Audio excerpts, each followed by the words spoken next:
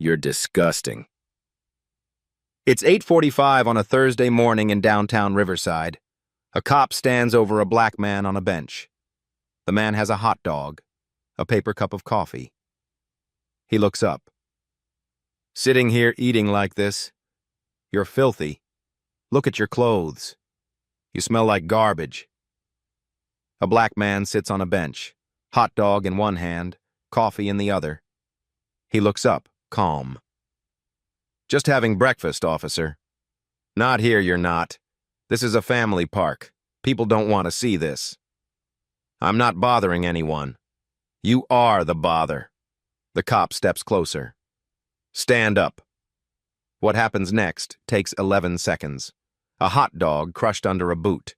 Coffee poured onto a man's head in front of 8 witnesses. 4 phone recordings. Then the man on the bench says something. 5 words that make the officer freeze completely. This is the story of that moment. Rewind 8 weeks. Detective Derek Isaac Bennett sits in Captain Hayes' office on a Tuesday afternoon in January. Narcotics Division. Narcotics. 12 years on the force. 14 commendations. 0 complaints. Hayes slides a file across the desk. Missing persons reports. 14 girls, ages 15 to 17, all last seen in or around downtown Riverside Park. Sex trafficking, Hayes says. We think it's disguised as a homeless outreach program. Vans come through, offer food and shelter. Girls get in, never come back. Bennett opens the file. Faces stare back at him. School photos. Smiling. Alive. What do you need? Someone who can get close. Someone they'll trust. Hayes leans back. You'd have to go deep, undercover. No badge visible, no backup nearby. For how long? However long it takes. Bennett thinks about his daughters. Maya, 6 years old. Jordan, 9. He thinks about 14 other fathers who don't know where their children are sleeping tonight. I'm in. That was 8 weeks ago. Now Bennett hasn't showered in 4 days. His clothes come from a donation bin behind St. Michael's Church. Jeans with holes in the knees, a jacket with a broken zipper, shoes held together with duct tape. He's grown his beard out, patchy and unkempt. He sleeps in his car 3 nights a week to maintain the illusion. The other nights, he goes home. Maya hugs him and wrinkles her nose. Daddy, you smell different. Working on something important, baby. His wife Angela doesn't ask questions anymore. She just sets his dinner plate in the microwave and goes to bed early. Operation Crosswire. 56 days deep. Bennett has established himself as a fixture in the park. The invisible man. Someone who sits on benches and doesn't make eye contact. Someone the traffickers might eventually approach. Someone desperate enough to do whatever they ask for $20. He's gotten close. 2 weeks ago, a man in a gray van asked if he wanted to earn some money moving boxes. Bennett said yes. The man took his phone number, a burner, untraceable, and told him to wait. Yesterday, his informant, a former victim who escaped and now works with the police, sent him a message. The tip came through at 7:15 this morning. Big meeting today, 1 p.m. They're moving girls out of state. Be ready. So Bennett is here, on this bench, in Riverside Park, eating a hot dog from the bodega on 5th Street, drinking coffee that's already gone cold. He's positioned himself 40 yards from the northeast entrance where the vans usually appear. His phone is in his jacket pocket. His badge is hidden in a sewn compartment under his shirt. His backup, 2 plainclothes officers, are parked in an unmarked sedan 2 blocks away, listening through a wire taped to his chest. Everything is in place. He takes a bite of the hot dog. Mustard and relish. The taste doesn't register anymore. After 8 weeks, food is just fuel. The morning is quiet. A jogger passes. A woman walks her dog. An elderly man feeds pigeons near the fountain. Then Bennett hears it. The sound that changes everything. A car door closing. Footsteps on pavement. Heavy, deliberate. the jingle of keys on a belt. He doesn't look up, doesn't change his posture, just keeps chewing. The footsteps stop 3 feet away. A shadow falls across the bench. "You can't be here." Bennett looks up slowly. A police officer, young, late 20s, badge number 20158. Name tag, Sullivan. "Just eating breakfast, officer." Sullivan's eyes scan him, head to toe. The stare lingers on the torn jeans, the stained jacket, the 4 days of beard growth. His nose wrinkles slightly. "This is a public park, family area. You're making people uncomfortable."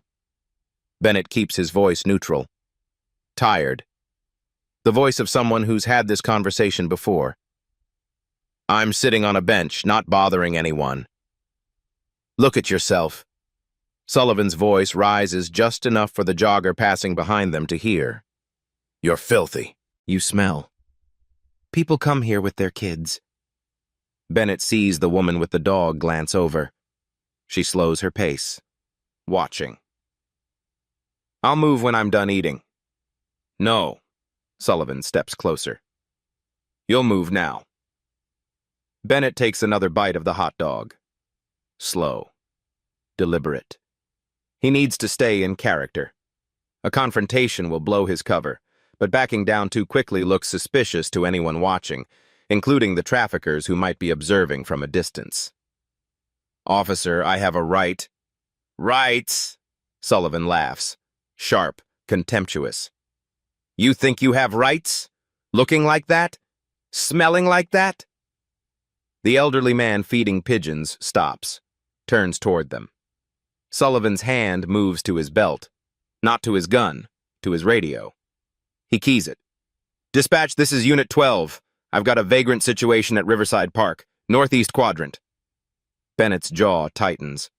He hears the word vagrant crackle through the radio speaker. 50 yards away in the unmarked sedan, his backup hears it too. He needs to de-escalate, fast. "Officer Sullivan." He reads the name tag deliberately. "I'm just finishing my breakfast. 2 minutes and I'll—" "You'll leave now!" Sullivan's voice cuts through. "Stand up!" Bennett doesn't stand. Can't. Not yet. The meeting is at 1 p.m., 3 hours away. If he leaves the park, he loses position. 8 weeks of work collapses. "Sir, please, I'm not causing trouble." "You are the trouble." Sullivan points at the hot dog. "Eating out here like an animal. This is disgusting. You're disgusting." The woman with the dog has stopped walking entirely. She pulls out her phone. Bennett sees it in his peripheral vision. She's recording. Good. Witnesses, but also bad. Witnesses mean attention. Attention means the traffickers might abort. Sullivan notices the phone too. It doesn't stop him. If anything, it emboldens him. "People like you," he says, voice dripping with disdain, "make this city look like garbage. We're trying to clean up around here, build something decent, and then you show up and ruin it." Bennett feels the wire taped to his chest. His backup is hearing every word. He knows they're debating whether to intervene, but intervening means revealing his identity, which means losing the operation. He makes a choice. "Officer, I understand. I'll move. Just let me finish." Sullivan doesn't let him finish. He reaches down and slaps the hot dog out of Bennett's hand. It happens fast. The hot dog arcs through the air, lands on the pavement 3 feet away. Mustard smears across concrete.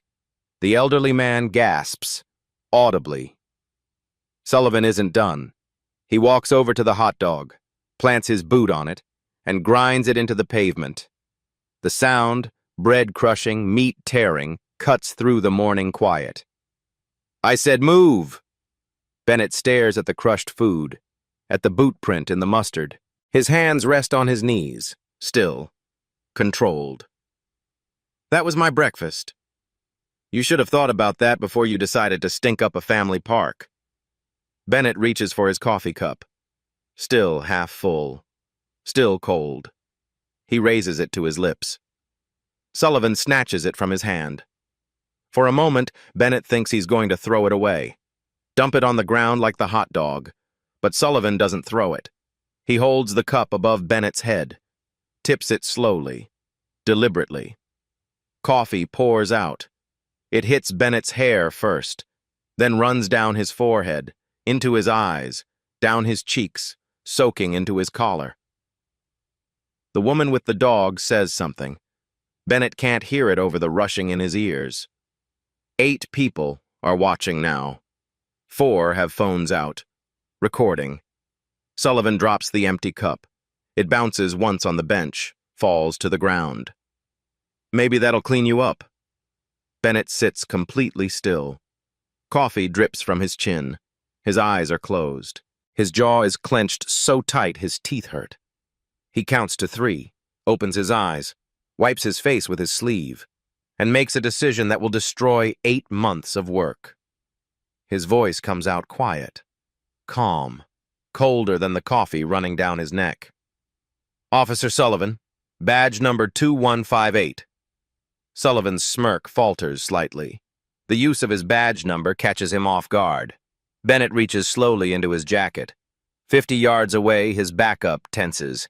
He pulls out a leather wallet, opens it. Inside, a badge. Gold. Detective grade. I'm Detective Derek Isaac Bennett, Narcotics Division. Deep Undercover. The words hang in the air. Sullivan's face goes through 3 expressions in 2 seconds. Confusion. Recognition. Horror. His mouth opens. Nothing comes out. Bennett's voice doesn't rise, doesn't shake. You just blew an 8-month operation. You can call Captain Hayes. Extension 4112.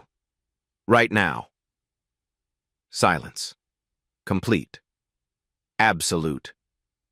Silence. The jogger who was passing has stopped mid-stride. The woman with the dog stands frozen, phone still raised. The elderly man feeding pigeons stares, mouth open. Sullivan doesn't move. His hand is still extended where it released the coffee cup. His eyes are locked on the badge. 5 seconds pass. 10. Sullivan's face drains of color, white to gray. 50 feet behind Bennett, near the fountain, a man in a gray jacket, one of the trafficking lookouts, stands up from his bench. He sees the badge, turns, walks away quickly. The operation is over.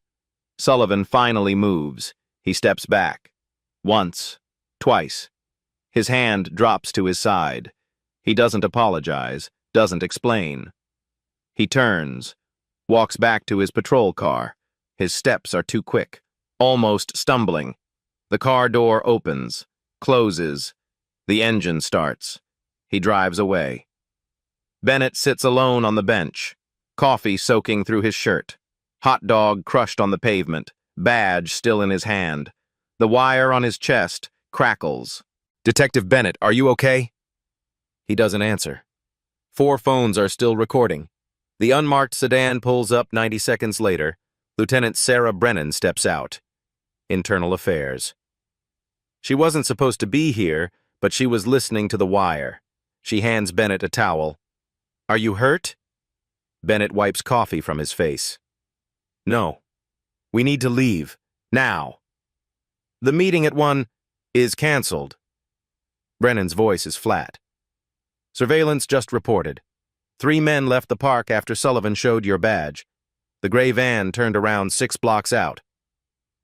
8 months. Gone. How many got away? All of them. They switched plates. Disappeared. Bennett stares at the crushed hot dog on the pavement. His backup, Officer Marcus Shaw, approaches. That idiot just cost us 14 victims. 15, Brennan corrects.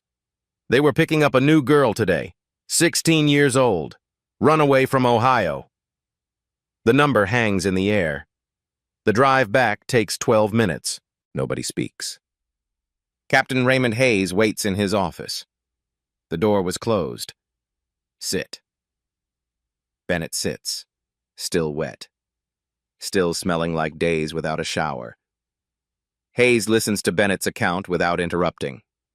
When Bennett finishes, Hayes is quiet. "You identified yourself." "He poured coffee on my head in front of witnesses." "You could have walked away, keep your cover." "And let dispatch send more units? The operation dies either way." Hayes exhales. "The operation is dead, Derek. 3 targets gone. 14 victims moved out of state. This was our only lead in 2 years. 2 years. 43 family interviews. Hundreds of surveillance hours. 8 weeks in his car. Gone in 11 seconds. What happened to Sullivan?" Hayes picks up paperwork. "Misconduct report, destruction of an active investigation, assault on a fellow officer. Will he be fired?" "Suspended pending review." Hayes sets the paper down. "The union will fight. They'll say he didn't know you were undercover." "He poured coffee on someone for sitting on a bench." "I know, but proving misconduct is different from proving ignorance." Bennett stands. "So, he gets counseling and back pay?" Hayes doesn't answer immediately. "We'll handle this internally. Quietly." Quietly helps no one. "Derek." Hayes's tone sharpens. "You're reassigned. Effective immediately. Desk duty until this is resolved." The words land like a verdict. "Desk duty?" "Administrative leave, reports, background checks. We'll call it trauma evaluation." "I'm not traumatized, I'm pissed." "Which is why you need time away." Hayes opens the door. "Go home, shower, see your kids. Come back Monday." "Captain, that's an order." Outside, Brennan waits. She falls into step beside Bennett. "They're burying this." "I know." "I'm not letting them." She pulls out a flash drive. 4 witnesses, 4 videos. I collected them before the scene cleared. She hands it to him. "Go home. Check your email tonight, 9 p.m. "Sarah." "Go home, Derek." Bennett sits in his car, coffee-stained, exhausted, flash drive in hand. His phone buzzes. "Angela." "Maya's asking when you'll be home." He types, "On my way." But first, he sits. Watch the sun climb higher. Somewhere, 14 girls are being moved across state lines, and the man who destroyed their rescue is driving a patrol car on paid suspension. At 2 p.m., the department issues a statement. "We are aware of an incident this morning involving 2 officers in Riverside Park.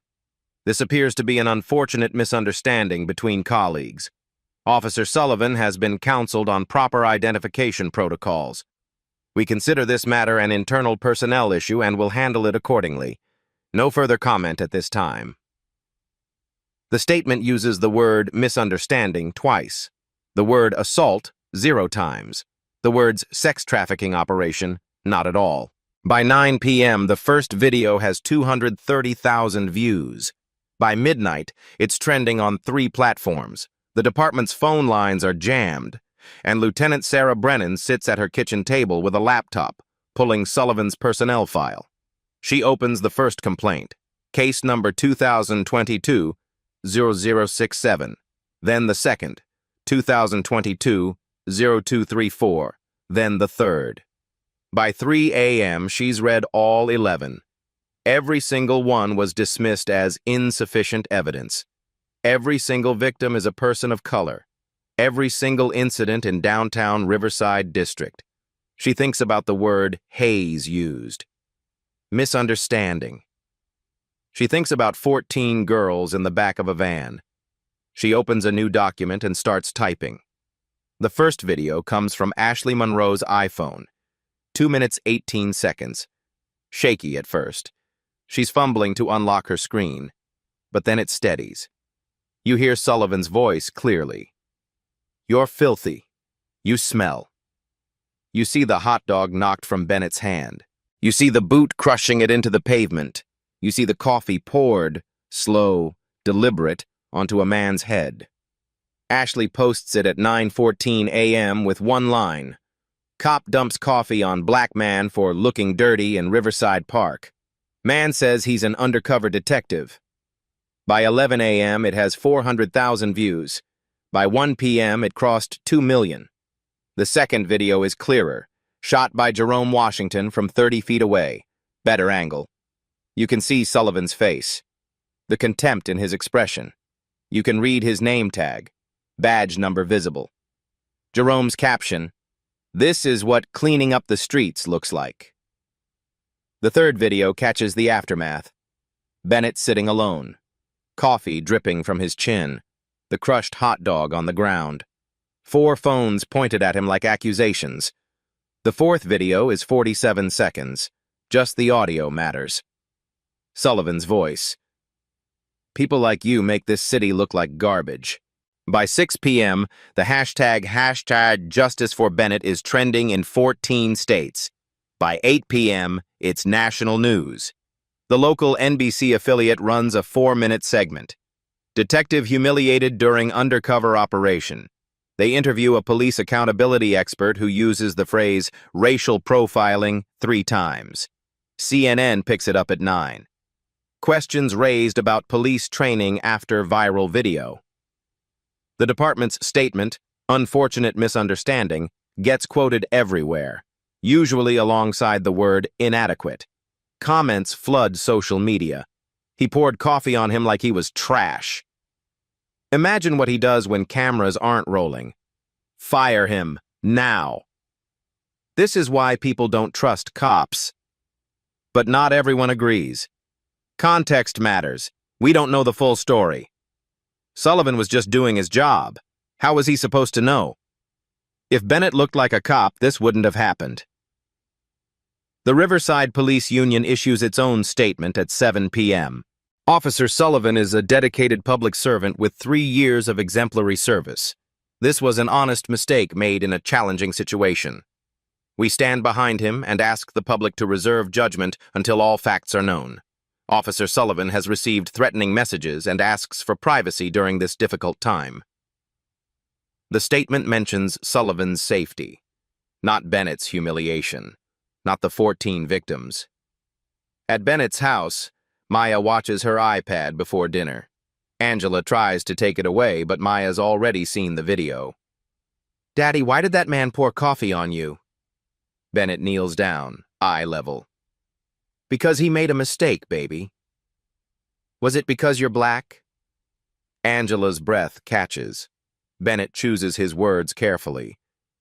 "Some people make judgments about others based on how they look. That's wrong, but it happens." "Did you tell him he was wrong?" "I did." "Did he say sorry?" Bennett pauses. "No, baby, he didn't." Maya thinks about this. He should say sorry. You're right, he should. That night, Bennett checks his email. The message from Brennan arrives at 9:04 p.m. Subject line, "You need to see this." 1 attachment, a PDF, 47 pages. The first page is a personnel file. Officer Troy Sullivan, badge 2158, hired June 2021. The second page lists complaints, 11 total. Bennett reads through them slowly. Case 2022-0067, Latino man. Sullivan called him dirty and suspicious. Dismissed, insufficient evidence. Case 2022-0234, black woman. Sullivan told her she didn't belong at a bus stop. Dismissed. Complainant didn't cooperate. Case 2023-019, black man. Sullivan pushed his food cart and told him to move along or get arrested. Dismissed. Conflicting accounts. All 11 complaints. All people of color. All in downtown Riverside District. All dismissed. Every report signed off by the same investigator, Captain Raymond Hayes. Bennett's hands shake as he scrolls. At the bottom of the email, Brennan has written one line. "This wasn't a mistake. This is a pattern, and I'm going to prove it." Bennett reads through the complaints again, slower this time. In complaint number 7, the victim, a black teenager, wrote, "The officer said people like me make property values go down. He said businesses complained." Businesses. Bennett opens a new browser tab. Types, Downtown Riverside Business Improvement District. The first result is a website. Professional. Polished. Photos of new condos and trendy restaurants. Mission statement: enhancing quality of life and economic vitality in downtown Riverside through strategic partnerships and community engagement. Board of Directors, 12 names, CEOs, real estate developers, property management firms. At the bottom of the page, a press release from November 2023, BID partners with Riverside PD on Clean Streets Initiative. Bennett clicks the link. The release is 3 paragraphs long. Corporate language. Phrases like public safety and community standards and visible improvements. One sentence stops him cold. Thanks to our partnership with law enforcement, we've seen a 42% reduction in quality of life complaints and a 12% increase in property valuations quarter over quarter. Quality of life complaints. Bennett thinks about Sullivan's words. "We're trying to clean up around here." He thinks about the 11 dismissed complaints. He thinks about the phrase Hayes used. Handled internally. His phone rings. Brennan. "You saw the email." "I saw it." "There's more." Her voice is tight. "I pulled Sullivan's overtime records. I need you to see the numbers." Brennan sends the financial records at 11 p.m. Bennett opens the spreadsheet. Column after column of numbers, officer names, hours, overtime pay. He scrolls to Sullivan's row. Fourth quarter 2023, before Clean Streets Initiative. Overtime, $8,100. First quarter 2024, during Clean Streets. Overtime, $28,400. 350% increase. Bennett cross-references dates. Initiative launched January 2nd. Sullivan's first spike, January 7th. 6 other officers show similar patterns. All downtown Riverside patrol, all with increases between 200 and 400%. Combined overtime increase, $180,000 in 3 months. He calls Brennan. "Where's this money coming from?" "The BID." Her voice is exhausted. "Business Improvement District. I pulled their financials, their public record. Line item from January.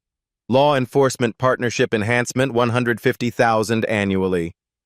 They're paying the department. It's structured as a grant. Legal. But look at the timing. BID approves funds in December. Initiative launches in January.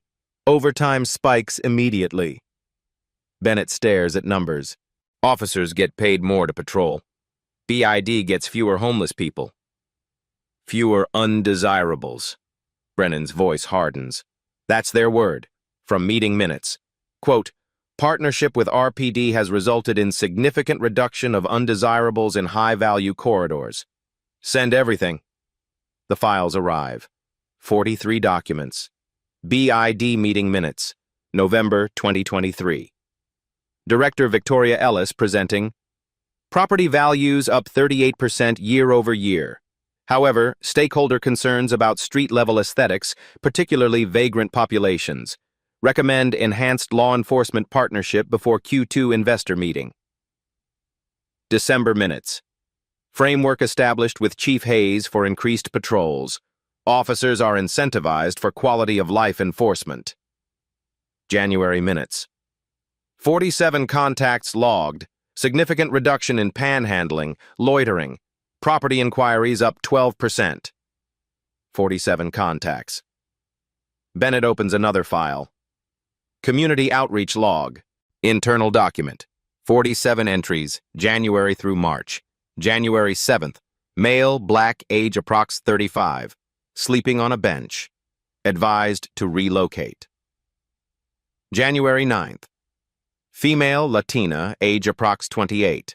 Panhandling, cited for solicitation. January 14th. Male, black, age approx 42. Selling newspapers without permit. confiscated. Every entry has an identical pattern. Race identified. Age estimated. Relocated or cited. 47 people. 42 are people of color. 89%. Bennett opens Sullivan's file again. Different angle. All 11 complainants appear on the outreach log. Jerome Washington, complaint 2023-0119, is entry 23. Male, black, age approx 40. Food cart blocking access, became argumentative. Washington's complaint described it differently. Officer Sullivan pushed my cart and said I was lowering property values. Hayes dismissed it. Conflicting accounts. Keisha Daniels, complaint 2022-0234. Sullivan told her she didn't belong at a bus stop. Log entry, 9. Female, black, age approx 30. Loitering at a transit stop. No valid destination. Dismissed. Complainant didn't cooperate. Every complaint has a corresponding log entry. Every entry submitted by the same 7 officers whose overtime tripled. Body camera records next. Sullivan's camera. 23 malfunctions in 12 months. All 2 to 8 minutes. All immediately before outreach log entries. January 7th. Malfunction. 6:23 to 6:31 a.m. Log entry. 6:28 a.m. March 14th. Malfunction. 8:44, 8:52 a.m. Bennett incident. 8:47 a.m. Perfect pattern. The cameras, Bennett says when he calls back. Tech unit confirmed. These don't fail spontaneously. Manual deactivation only. He knew every time. There's more. Sullivan had 3 training mentors. Thomas O'Connor, William Douglas, George Turner. Bennett recognizes the names. Veterans. 20-plus years each. What about them? Same complaints. Older ones. O'Connor has 14 going back to 2009. Douglas has 9. Turner has 6. Same pattern, same dismissals. 11 plus 14 plus 9 plus 6. 40 total complaints. Hayes signed every one, Brennan says. 15 years of burying these. The scope hits Bennett physically. Not one officer, not 4. Institutional. What do we do? Full report, documentation, timeline, financial records. I'm submitting to the Inspector General tomorrow, bypassing Hayes entirely. That's career suicide. 14 girls are missing, Derek.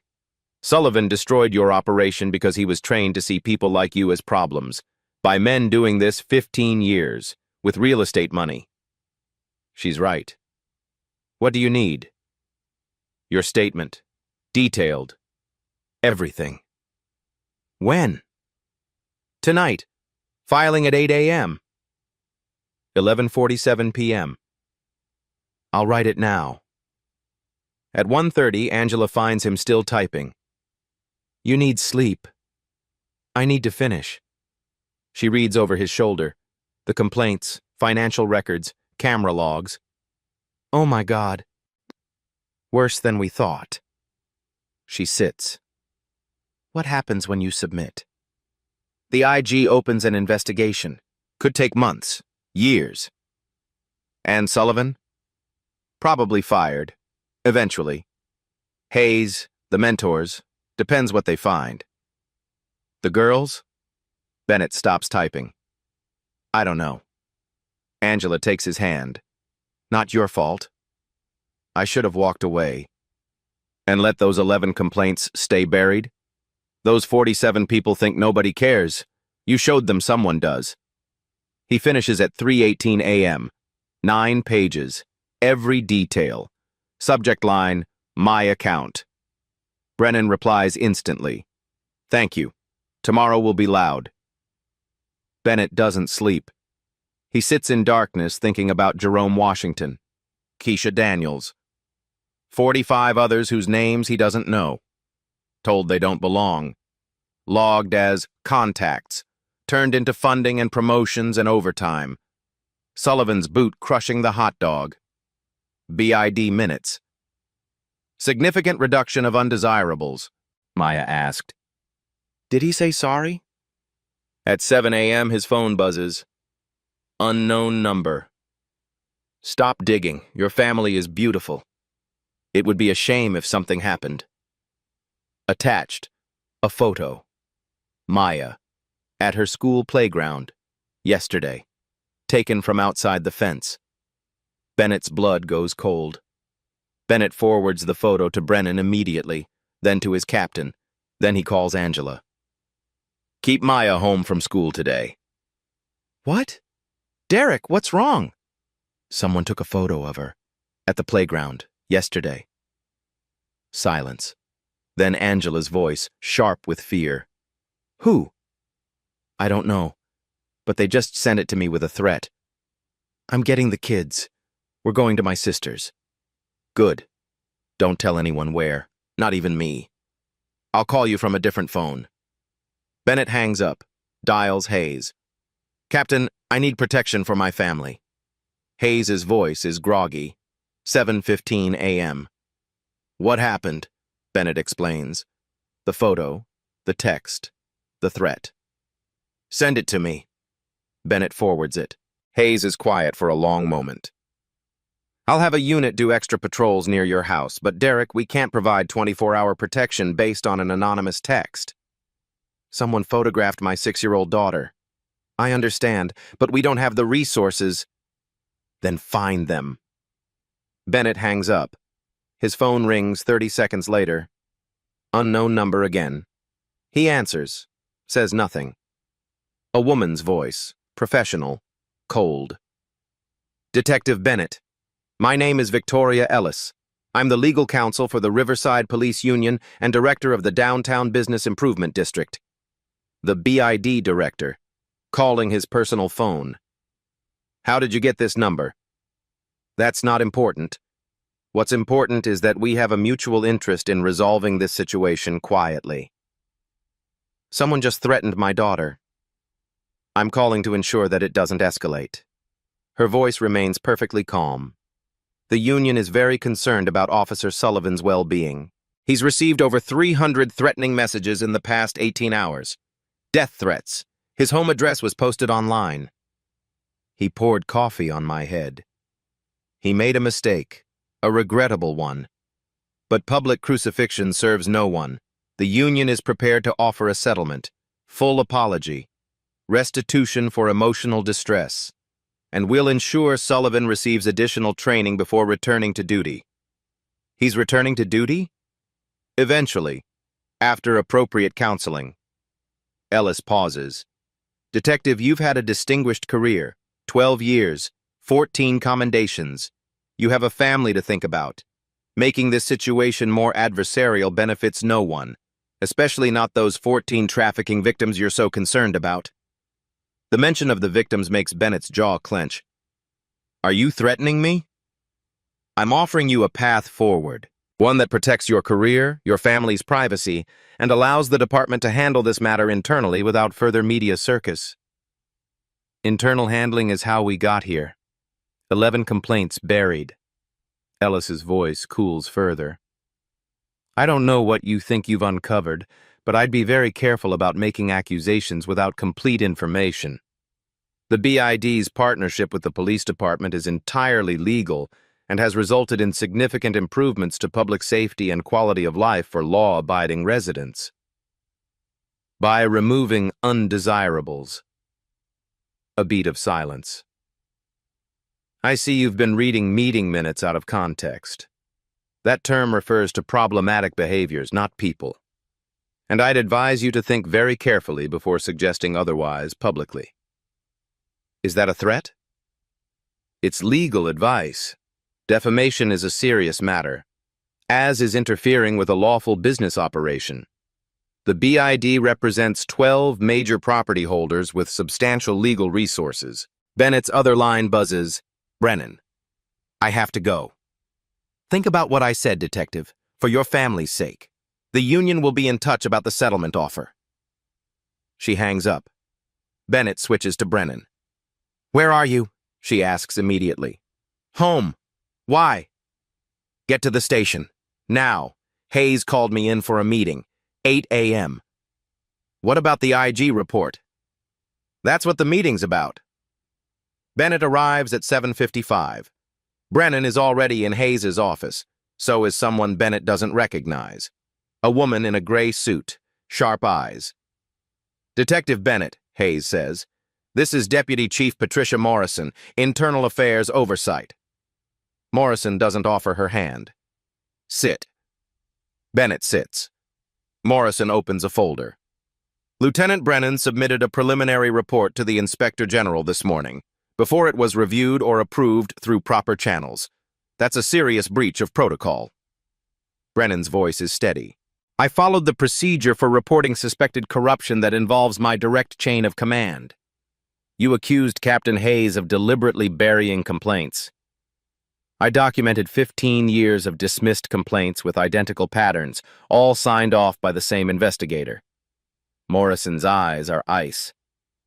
You documented coincidences and drew inflammatory conclusions. You've jeopardized ongoing personnel matters and violated multiple officers' privacy rights by sharing sealed complaint files. Those complaints show a pattern. Those complaints were investigated and found to lack merit by experienced investigators following department protocol. Bennett speaks up. 47 people logged in as contacts in 3 months. 89% people of color. That's not a coincidence. Morrison turns to him. Detective, you're on administrative leave. You're not part of this conversation. I'm the victim of the assault that started it. You're a detective who broke cover during an active operation, costing the department 8 months of work and significant resources. Your judgment is questionable at best. The words land like punches. Hayes finally speaks. Sarah, you're reassigned effective immediately. Property crimes. No investigative authority. Brennan's face goes white. Captain, that's the deal you're getting instead of suspension. Take it. Morrison stands. This meeting is over. Detective Bennett, go home.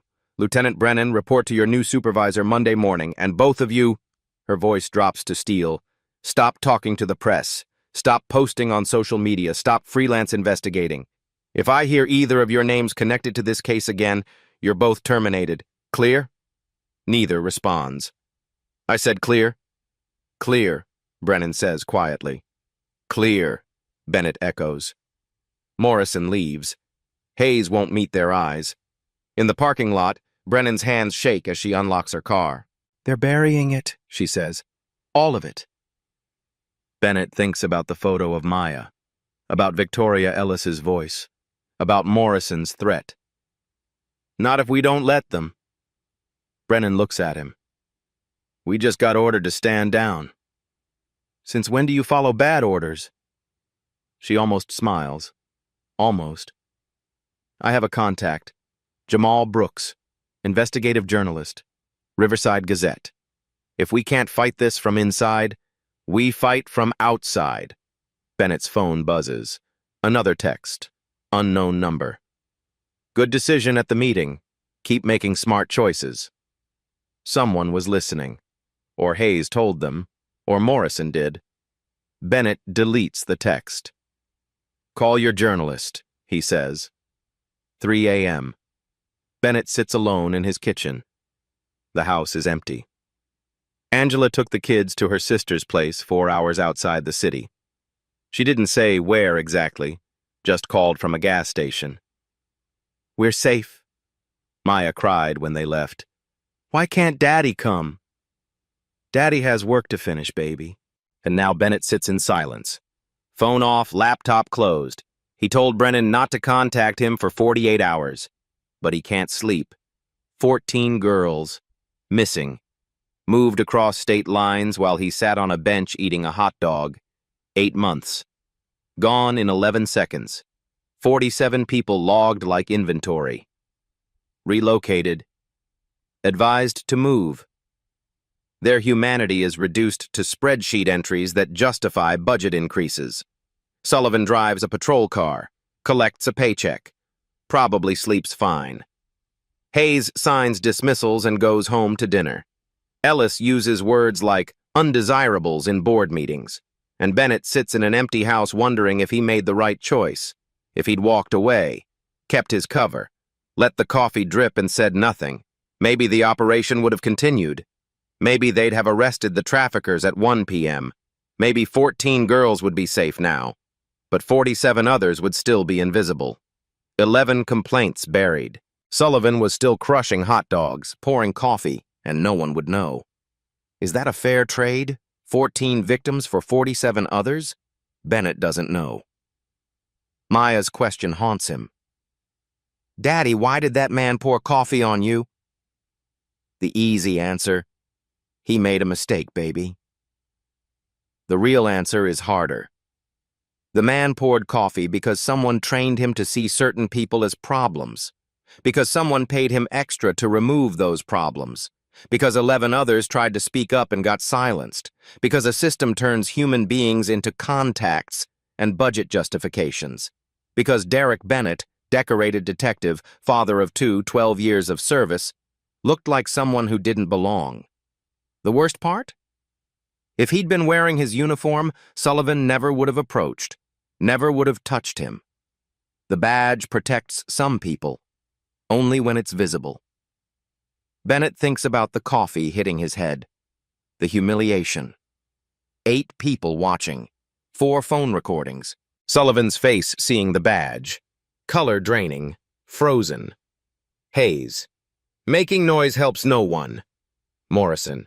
Stop investigating or you're terminated. Ellis. For your family's sake. Maya's other question, the one that cuts deepest. Did he say sorry? No, baby. He didn't. Bennett opens his laptop, powers it on. Types an email to Jamal Brooks, Riverside Gazette. Subject, story you need to hear. Body. My name is Detective Derek Bennett. You've seen the video. I'm ready to tell you everything. But I need a promise. If something happens to me, you publish it all. He attaches Brennan's files, all 43 documents, financial records, meeting minutes, complaint files, body camera logs, the community outreach spreadsheet. Everything. His finger hovers over send. If he does this, there's no taking it back. Morrison fires him. Union sues. Ellis comes after him with 12 property developers' lawyers. Career over. But maybe those 14 girls get found. Maybe complaint 48 doesn't get dismissed. Maybe the next person on a bench doesn't get coffee poured on their head. Maybe. Maya asking, "Are you gonna give up?" He clicks send. Email whooshes away.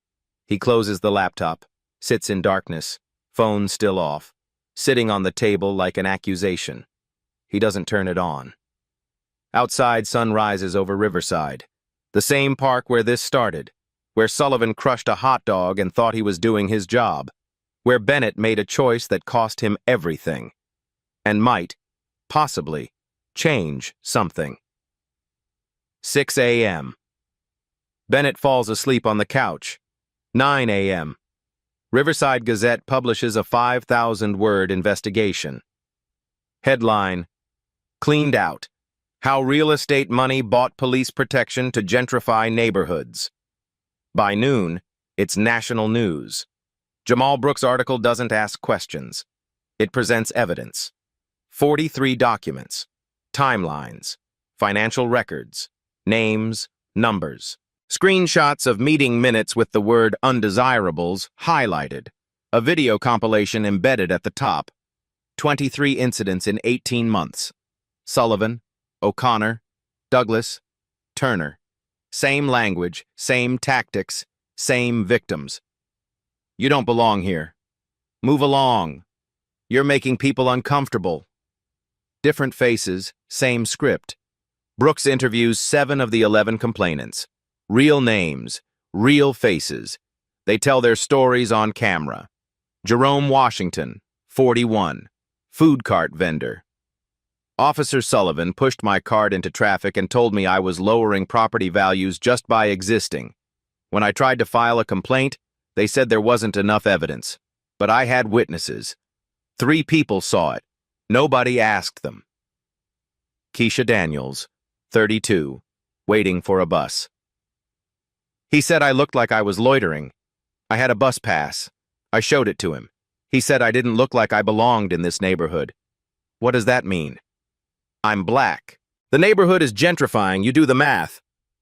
7 people. 7 identical stories. 7 dismissed complaints. By 10 a.m., the article has 50,000 shares. By noon, national outlets are calling. CNN, MSNBC, Fox News. Everyone wants interviews. By 2 p.m., a protest forms outside Riverside Police Headquarters. Starts with 40 people, grows to 200, then 500. They're not shouting, not breaking anything, just standing, holding signs. 11 complaints, 0 accountability. Real estate money can't buy silence. We all deserve dignity. One sign shows Sullivan's overtime records, $8,100 versus $28,400. The numbers speak for themselves. Bennett watches from his couch. Live news coverage. His phone is back on. 37 missed calls. He ignores them all except one. Angela. Are you seeing this? Yeah. Derek, they're listening. People are listening. On screen, Jerome Washington speaks to reporters. I thought I was alone. I thought nobody cared. Now I know. We were all silenced the same way. But we're not silent anymore. At 4 p.m., City Council member Patricia Hughes makes a statement. I've reviewed the Riverside Gazette's investigation. The allegations are deeply troubling. I'm calling for an emergency council session on March 28th. All parties will testify under oath. The public deserves answers. The union issues a response 30 minutes later. Victoria Ellis on camera. Professional. Controlled. Officer Sullivan is a dedicated public servant who made an honest mistake in a challenging situation. The union stands behind him. These allegations of systemic bias are unfounded and politically motivated. We will vigorously defend our officers against this character assassination. She doesn't mention the 47 names on the community outreach log, doesn't mention the body camera gaps, doesn't mention the word undesirables in the BID minutes she personally wrote. Bennett's phone rings. Brennan, you saw the council announcement? Yeah. They're going to call you to testify. Good. Derek, Morrison threatened to fire us. She can't fire someone for testifying to the city council. That's retaliation. Even the union can't protect that. Brennan is quiet for a moment. What if they ask about the files? How did I obtain them? Tell the truth. You followed protocol for reporting suspected corruption. Morrison says I violated privacy rights. Morrison is trying to scare you. Those complaint files should have been investigated 15 years ago. You did what Hayes should have done. Another silence. Then, thank you. For what? For not walking away from that bench. Bennett thinks about Maya. About 14 girls are still missing. About Jerome Washington's food cart. I couldn't. That night, Bennett's doorbell rings. He checks the window first. Habit now. A woman, mid-30s. He doesn't recognize her. He opens the door. Chain still on. Detective Bennett? Her voice shakes. My name is Carol Mitchell. My daughter disappeared from Riverside Park 6 months ago. She was 16. I saw your interview. The operation you were working on. Was it for girls like my daughter? Bennett's throat tightens. Yes. Did you find her? The question hangs between them. Not yet, but we're not stopping.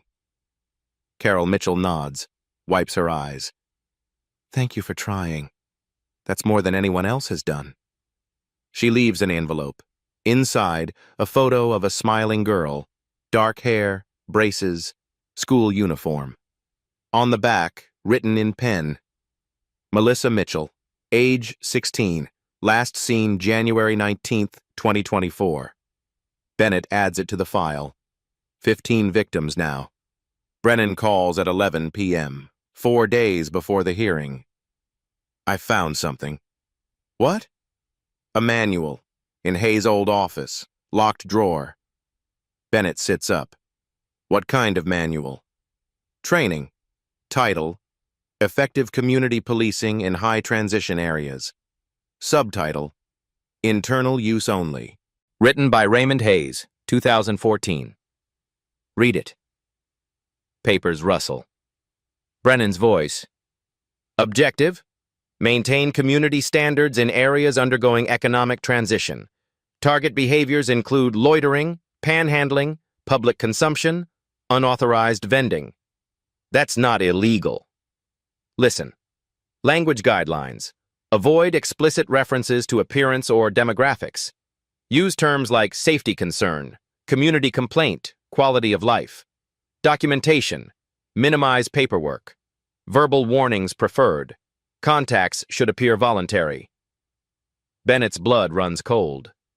They trained them to hide it. More. Body camera protocol. Officers should be aware equipment malfunctions occur.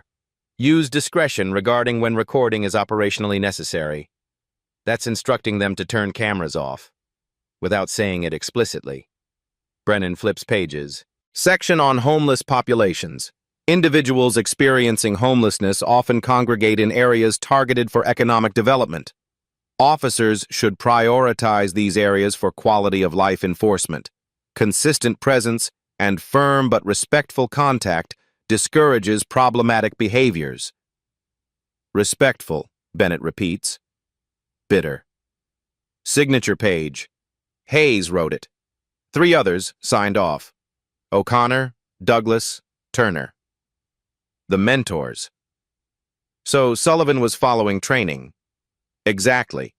And there's a distribution list. 23 officers received copies between 2014 and 2023. 23 officers. All taught to see undesirables as problems. All taught neutral language that means removal. All taught to minimize documentation. Does Morrison know? No. I found it yesterday. Submit it to the city council. Public hearing. They subpoena it. They'll say I stole it. You were investigating complaints. You found evidence. That's detective work. Brennan is quiet. Then, if I do this, Morrison fires me. Probably. Hayes denies writing it. His signature is on it. He'll say it's out of context. Let him explain to Jerome Washington, to 47 people on that spreadsheet. Silence. Okay, I'll do it. But I'm copying everything first, sending one to Brooks. If they bury it, he publishes. Smart. Derek, when Sullivan testifies, this manual is his defense. He followed training, followed orders. I know. Won't make him innocent, but makes Hayes guilty. Bennett thinks about Sullivan freezing, color draining. 5 seconds of silence. Hayes built this system for 10 years, training officers to discriminate efficiently, with professional language, tactics that avoid lawsuits. While making money, Brennan adds the final piece. BID pays the department pays overtime. Officers do the work. Hayes supervises. Everyone benefits. Except the 47 people removed. Except them. Bennett looks at the photo on his table. Melissa Mitchell. 16. Missing. When's the hearing? March 28th, 2 p.m. I'll be there. Union lawyers will tear you apart. Let them try. Brennan laughs, short, humorless. You know the worst part? What? If Sullivan had just let you finish your hot dog, none of this comes out. Hayes retires with pension. BID keeps paying. 47 becomes 470. Nobody knows. Bennett thinks about the boot-crushing mustard. Coffee poured with contempt. Sometimes the worst mistakes expose the biggest truths. Is that a saying? It is now. They hang up. Bennett opens his laptop, starts writing testimony. Every detail, every moment, every word Sullivan said. The city council will hear all of it. Outside, Riverside sleeps. The park is empty. Benches vacant. For now.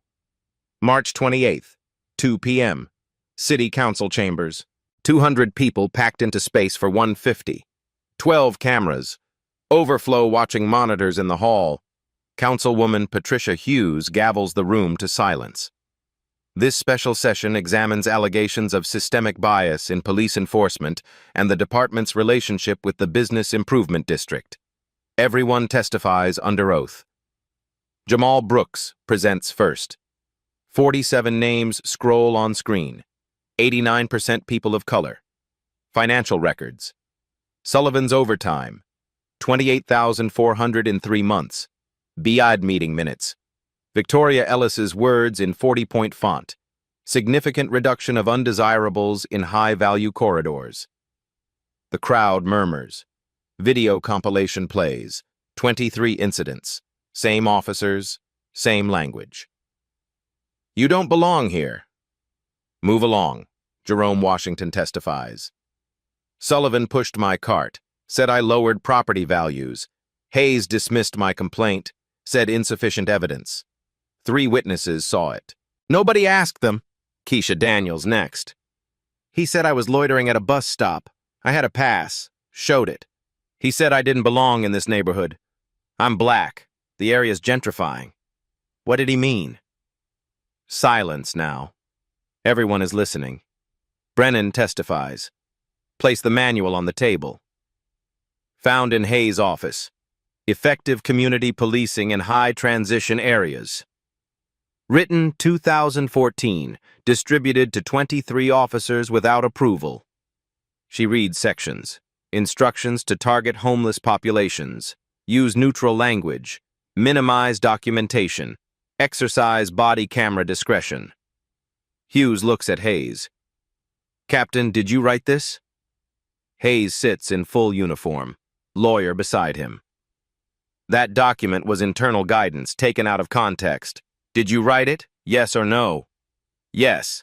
Chambers erupt. Hughes gavels silence. Sullivan testifies. Ellis and union attorney flanking him. Officer Sullivan, why did you pour coffee on Detective Bennett? Sullivan's voice shakes. I thought he was homeless. He smelled. People complained. I was doing my job. Assaulting people is your job?